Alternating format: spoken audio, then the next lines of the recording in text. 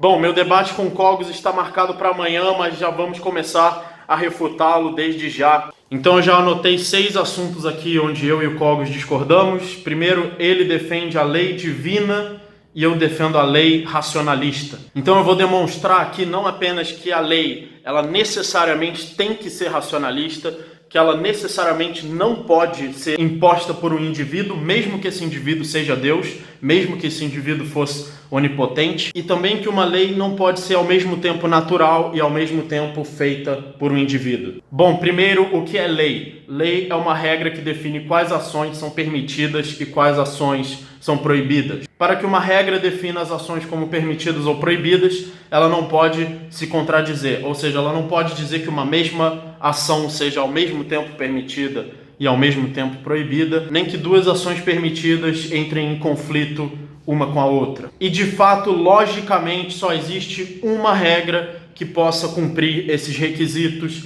que é a regra de propriedade privada, onde todas as ações são exatamente definidas entre permitidas ou proibidas de acordo com a delimitação da propriedade privada, onde cada indivíduo é limitado pelo limite da sua propriedade e é nesse limite que acaba a sua liberdade de agir e começa a liberdade de um outro indivíduo que também é um proprietário. E aí surge a questão, se só existe uma possível lei coerente, claro, você pode inventar a lei que você quiser, mas ela não é coerente. Coerente só pode existir uma, que é a lei de propriedade, e por isso que ela se chama lei natural, porque ninguém precisa dizer qual é a lei de propriedade, é a lógica que determina, você pode raciocinar e deduzir a lei de propriedade, por isso que eu tenho um vídeo chamado Deduzindo a Lei de Propriedade Privada, que é um dos vídeos mais importantes aqui do meu canal. Então, para que você precisaria de um Deus? Para que você precisaria de uma autoridade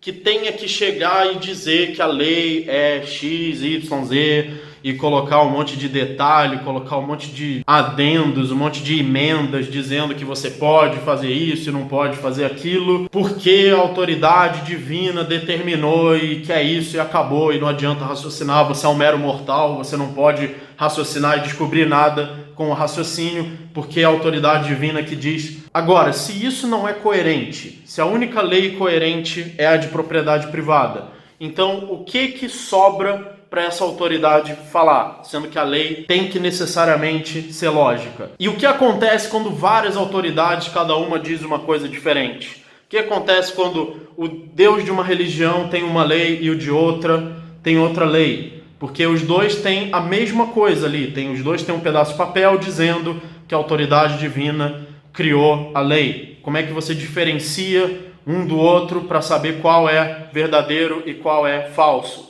Porque com o método racional, duas pessoas sempre podem debater, porque elas vão usar um método que objetivamente pode chegar numa verdade, que é o método lógico-dedutivo, o método racional. Ou seja, a única forma de demonstrar que uma lei é verdadeira é a razão. E a razão pode fazer isso, nós já temos a resposta para isso, que é a dedução da lei de propriedade privada. Além disso, uma lei divina não pode ser chamada de lei natural. Não existe e não é possível e não é coerente existir o justnaturalismo teológico que o Cogos defende.